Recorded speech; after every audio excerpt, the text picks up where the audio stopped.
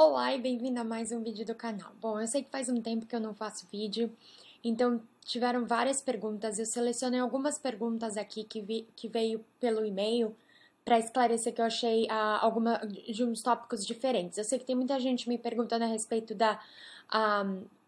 do mercado de trabalho, então eu vou fazer um vídeo resposta. Primeiro eu vou acumular todos aqueles, mas por agora eu vou responder algumas outras perguntas diferentes desta parte, um pouquinho diferente, mas também a respeito de trabalho. Então vamos lá. Uma pergunta que veio de um dos assinantes, que é o Alan, ele perguntou o seguinte: você poderia dar uma olhada neste site? Ele me deu um site do Global Detroit, do globaldetroit.com e explicar. Porque tem lugares, Pittsburgh, por exemplo, que estão chamando imigrantes. Poderia dar uma pesquisada e explicar? Bom, eu comentei, acho que uma vez pelos comentários, para vocês que estão abertos a qualquer lugar dos Estados Unidos, existem sim lugares que estão mais abertos a imigrantes. E a história é a seguinte: em 2008, mais ou menos, 2009, quando a economia ficou muito ruim nos Estados Unidos, muitas das cidades que eram industriais, Pittsburgh, Detroit, cidades e estados, né? Por exemplo, Ohio, eles perderam, muita gente foi mandada embora. Aí o que aconteceu? Com muita gente mandada embora, a maioria desse pessoal não conseguia pagar casas, casas foram tomadas pelos bancos e eles acabaram indo para, por exemplo, onde tinha família. Então, vamos supor, o pessoal que estava em Detroit desempregado, mas tinha família na Flórida, acabou saindo. Então, teve um êxodo e o pessoal, né, se realocando. Aí também muita gente que, por exemplo, estava nesses lugares que tinham esse tipo de empregos bem focados, foram para os lugares que ainda tinha emprego nessas áreas e que não estava tão ruim. Então, por exemplo, muita gente veio para Califórnia ou foi para outros estados que tinham vagas nessas áreas e não tinham sido tão impactados. Então, existiu uma saída dos americanos mesmos dessas cidades. E essas cidades também, muita delas, durante o ano, a temperatura é bem drástica, então é neve, é inverno, então já é um lugar um pouco onde o pessoal tem mais dificuldade de querer ir e ficar, né? Por exemplo, Detroit é muito frio, Pittsburgh também faz muito frio, então também não ajuda muito, não é que nem as costas que a gente fala, né? Que faz verão e faz inverno, mas tem mais uma... Tem sol, são os lugares que são muito frios, às vezes muito isolados. Então tudo isso contribuiu. São lugares ruins? Não. Detroit na década de 80, de 70, 80, que era a época dos carros, a Ford, a Chrysler, todos eles, Detroit era onde todo mundo ia para trabalho na fábrica. Aí o que aconteceu depois disso? Aí o que aconteceu? O pessoal que estava abrindo empresa descobriu que nesses lugares, porque o governo queria o pessoal de volta, começou a dar uma abertura nas taxas. Aí fica-se muito fácil achar um lugar, achar aluguel, abrir uma empresa, ficava assim muito barato. E pro pessoal fazendo startup, né, aquilo lá é o que mais que você quer, vamos por $1 de aluguel. Não tô falando que era $1, mas era assim, comparado aqui no Silicon Valley, que você precisa alugar uma sala que tem mais 300 startups com você na mesma sala com uma mesa. Então, o governo falou assim: vamos atrair esse tipo de talento. E esse tipo de talento começou a atrair. Outros talentos que eles atraíram eram empresas grandes que precisavam de espaço e falaram: a gente vai abrir espaço nesses lugares, vai ter bastante espaço, e aí a gente começa a contratar o pessoal local. Só que é claro, quando você começa a abrir empresa grande, não tem tanta gente que ficou lá e não tem a mão de obra especializada que eles precisam. Então o que acontece? Começou a surgir o interesse no imigrante. Por quê? Porque o pessoal que tinha saído foi para outro lugar e ficou, não tem mais interesse em voltar e não é a área deles, né? A maioria dessas empresas precisam de pessoas com outras skills, não é mais manufatura. Então, é uma empresa que precisa de vendedor, pessoal de vendas, precisa de pessoal de marketing, precisa pessoal de tecnologia. Então, o que eles fizeram? Eles começaram a sair atrás do imigrante. Por quê? Porque é o jeito mais rápido de você sair atrás de mão de obra especializada. Porque também, assim, toda história tem duas caras, né, gente? Apesar do americano se formar e falar que essa última turma foi a turma de mais desempregado, eles também, assim, quando você se forma, você tem mais ou menos uma ideia de onde você quer acabar, constituir família e mudar. E o imigrante, ele é um pouco mais aberto. Então, por exemplo, você convencer uma pessoa de 22 anos, 21, 22 anos, se mudar para Detroit, que não tem nada hoje em dia, tá? Assim, é muito vazia.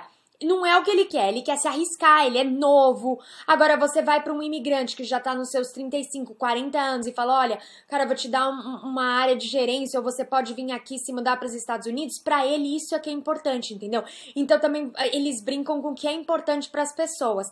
Então não é falta de mão de obra nos Estados Unidos, vamos dizer assim, mas é um pouco da falta de mão de obra de quem tá nos Estados Unidos querer ir para esses lugares. Então, é por isso que existe. E eu acho que até comentei, eu sei que a resposta foi super longa. Desculpa, gente. Mas eu comentei uma vez, Detroit era um desses lugares. E o Alan achou Pittsburgh também. Então, para vocês que não têm um lugar fixo, que é a minha sugestão, quando eu tava me mudando para os Estados Unidos, eu não fixei num lugar, eu acho que você tem que estar aberto, porque você tem que ir atrás do que você quer fazer versus o lugar que você quer morar. Porque o que você quer fazer, geralmente, é o mais difícil. Depois que você vai num lugar que você não tá tão apaixonado, você consegue se locomover. Mas você querer ir num lugar específico, eu acho que você fecha muitas portas. E às vezes o lugar que você quer não é o lugar que tem mais necessidade do que você tem para oferecer. Tá? Os Estados Unidos é muito grande e eles têm isso. Cada estado, cada cidade tem necessidades diferentes e atraem diferentes talentos.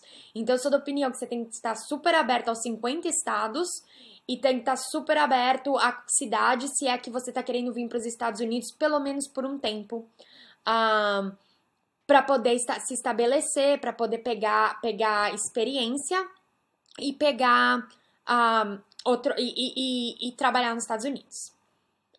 Tudo bem? Bom, espero que eu tenha respondido a essa pergunta do... Bom, a outra pergunta que veio pelo site foi a respeito de APT, TOEFL e H1 e extensão de APT. Eu sei que eu falei a respeito disso algumas vezes, mas eu vou responder a pergunta de uma vez só. Então, vamos lá. A pergunta veio do Levi.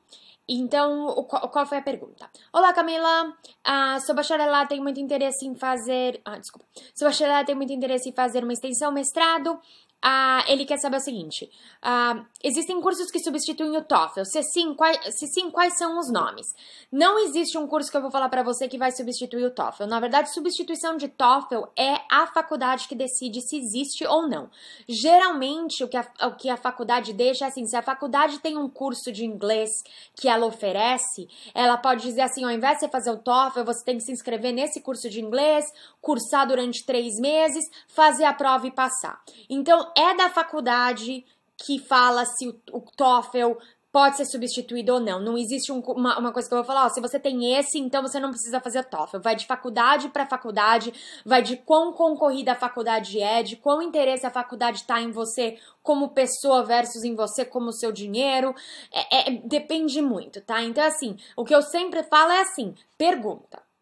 Se você não tá afim de fazer o TOEFL, pergunta se tem outro jeito. A minha opinião é assim, gente. Se vocês estão no Brasil e querem se mudar pra cá pra estudar, o TOEFL é a melhor solução. Dificilmente vai ter alguma coisa no Brasil que os caras vão deixar você fazer. E às vezes você pegar um inglês vai ser muito investimento pra você. Porque 3 meses de curso de inglês, a faculdade não tá sendo boazinha. O que ela tá falando é assim, você não quer gastar no TOEFL, então me dá o dinheiro, que ao invés de você dar o dinheiro pro TOEFL, eu ganho esse dinheiro, e aí se você passar na prova, eu te aceito. Então assim, tem que medir muito assim. Se de repente você quer muito fazer o inglês aqui e já usar essa experiência, daí beleza. Mas também entenda exatamente o que é a substituição, o que você precisa passar, quanto tempo é e quanto isso vai custar. Tá? Eu tive que fazer o TOEFL e, na verdade, eu tive que fazer o TOEFL 2 vezes. Quando eu fiz mestrado, eles não aceitaram, mesmo eu morando nos Estados Unidos já há 5 anos. Então, Por causa porque eles olham aonde você ganhou o seu bacharelado, a última vez que você estudou. E mesmo eu ter tido feito TOEFL e extensão, eles não aceitaram. Então é cada faculdade e às vezes é picuinha mesmo, viu? Dá raiva, mas é o que é, infelizmente. Desculpa, não tem notícia muito boa a respeito disso.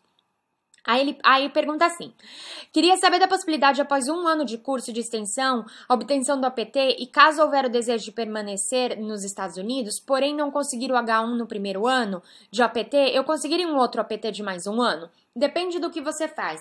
O APT de 2 anos geralmente é para quem faz mestrado acima, extensão é 1 ano.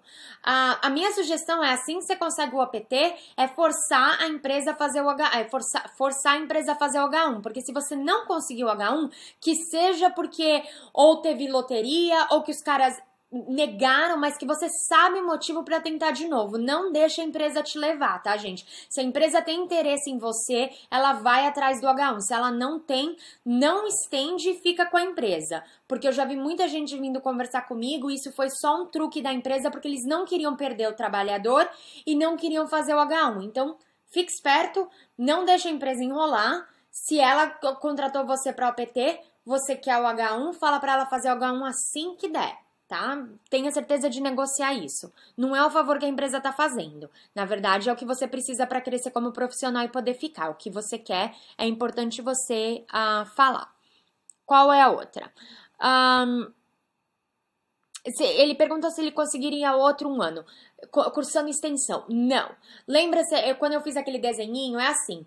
Uma vez que você faz um curso, vamos supor, mestrado, e você ganha 2 anos de APT, se você voltar para fazer outro mestrado, você não ganha mais o APT. O APT só vai ser dado para você quando você fizer um curso mais um a mais. Então é sempre mais um. Então você faz bacharelado, aí você faz extensão, aí você tem que fazer mestrado, aí você tem que fazer doutorado, você tem que fazer pós-doutorado. Se você fizer 5 mestrados, não significa que você vai ganhar 5 APTs, 10 anos de APT. Se você fizer 5 extensões uma atrás da outra, não vão ser 5 anos de APT. Tá bom, gente? O governo americano deixa um APT por nível. Então, não dá pra fazer isso.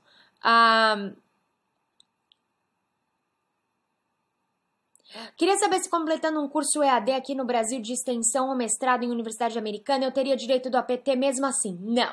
O APT só te dá direito se você cursou em território americano. Tanto que quando você está fazendo o curso nos Estados Unidos como estudante internacional, aqui nos Estados Unidos é muito comum curso online hoje em dia. E muitas universidades oferecem. Assim, como estudante internacional, você só pode ter, acho que, um curso online por quarter. Por quê? Porque você tem que estar presente na sala de aula, presente nos Estados Unidos. Senão, você não tem direito do APT. Bom, eu espero que isso tenha ajudado a responder as perguntas do Levi. E eu achei bem interessante, são perguntas válidas. Então, eu espero que se outros vocês tivessem curiosidades mais ou menos na mesma área, que tenha ajudado. Bom, obrigada. Eu vou continuar olhando as minhas perguntas, as perguntas mandadas para mim, continuar fazendo os vídeos resposta e espero que vocês continuem curtindo. Obrigada e até a próxima.